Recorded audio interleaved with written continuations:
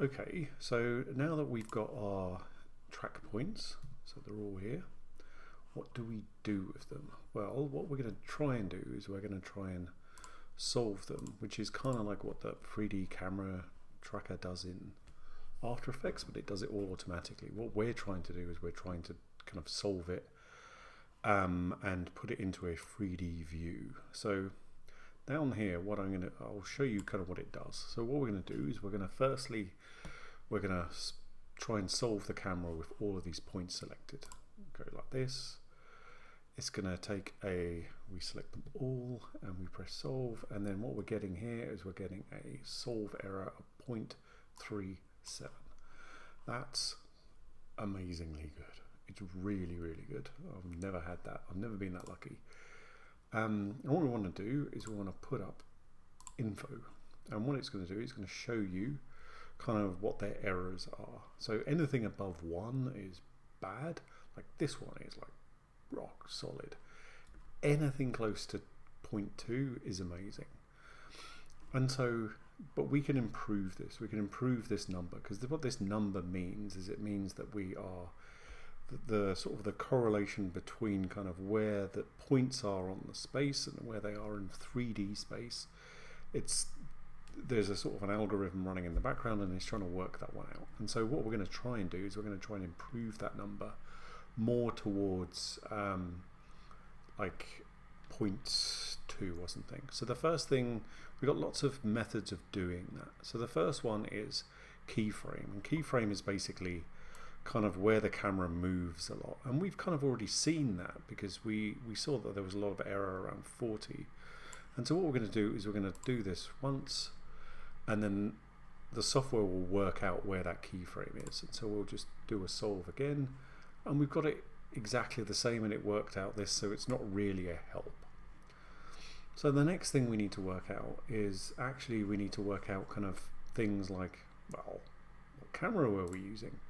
It needs to have a load of information, and what we have is we have all of these kind of things like lenses and focal lengths and all that kind of stuff. And it's kind of like, the thing is that, you know, unless you really know your camera, and I haven't got an idea of what the focal length is on this camera, so let's try it at, you know, 25, and then we'll recalculate. So you can see that that's changed. It was 0.37, now it's 0.31, so that's pretty good. Let's try 26, and we'll try it again. And now it's gone down, so that's got worse. But what we can do instead is we can say, well, rather than me typing in these numbers all the time, I'll let the computer work it out. So I do this, and it came at 24.81 with a solve error of 0.31. Okay, so this is better. Okay, the other thing that we need to do is work out things like lens distortions and stuff like that. And I don't know, and I also don't know where the optical center is, because these are kind of things that I just don't know enough about on the camera. It depends on the lens and all that stuff. Before I do anything else, I'm going to press save. Because the next thing is a little bit of a sort of like a do or die kind of thing. And what I'm going to do is I want to try and find the focal length, the optical center, K1 and K2, and I'm going to solve it. Sometimes it makes it worse, sometimes it makes it significantly better. So it made it better. And so now we've got 0.28, so now we're really in business. And what we can do is we can now zoom in and start looking at some of these. And some of these are really good, like this one is 0.17, and this one is 0.18, and so that's really, really good. But some of them we can see, like this one here, this one's appalling. I mean, it's like 0.46, but what we can do is we can change the amount of weight that has, or how much influence that has on the track. So I'm going to turn this off, because it's already done all of that, and we don't want to reset it, because it will just recalculate each time, and we can affect the data.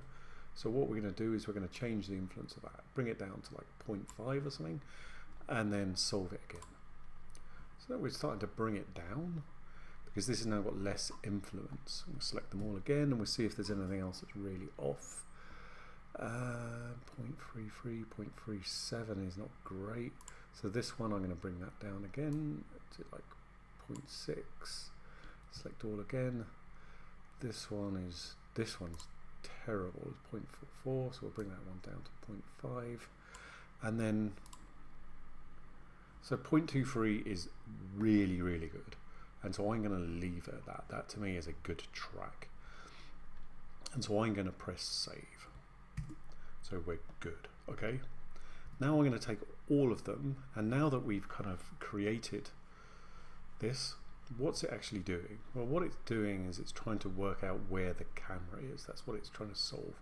It's trying to solve that particular puzzle by basically doing a bit of sort of like crazy kind of Blender geometry.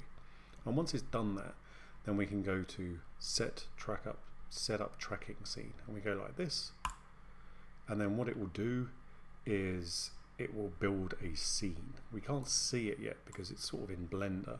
So at the moment this is selected on the timeline here, but we go into the 3D viewport and we look through the camera, and what we can see, although it's very dark, I'm just going to bring up another timeline.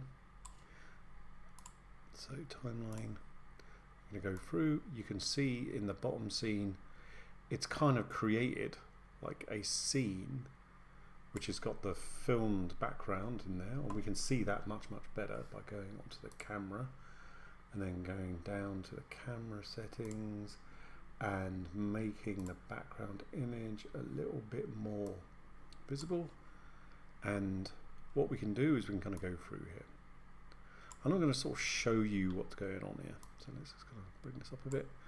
And what's kind of going on is that it's created this scene, and what it's done is it created like a camera, and the camera's kind of moving around. You can see that it's kind of the movement of me, and I'm not doing a huge amount of movement, but I'm doing some. I'm moving forwards and then I'm moving it around, and then these represent all of these little doodads here, all of the little track points.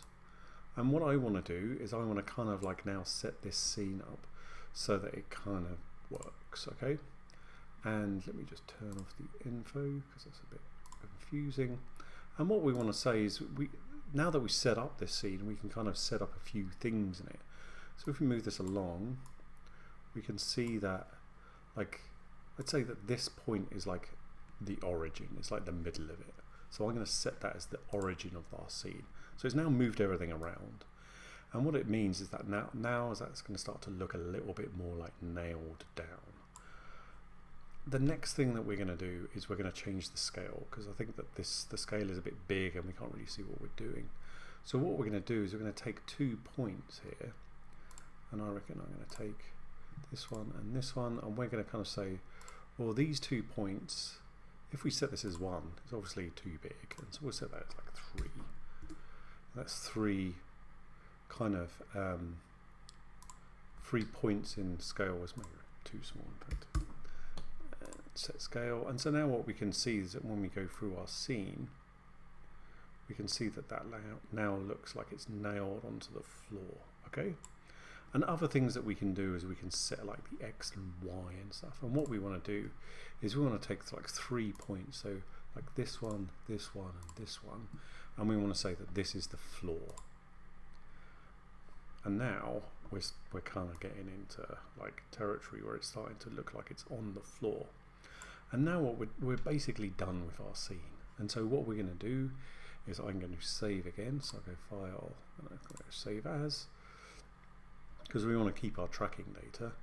And then I'm going to say that this is track 02, and then we can go Save As. And then what we want to do is we just want to flip back into like modeling, okay, just back into this, and then onto the camera, and then we can see what we're doing. And the only thing we need to do is just bring up a little timeline here. So if you get the X here, then you can bring up this, we'll make this a timeline, and then we can move forward and backwards, and we can see what kind of what we're doing now. And this is going to be sort of our scene, as it were. And then what I'm going to do is I'm going to show you how to kind of like get something out of this that looks kind of halfway decent. Okay, and that's it.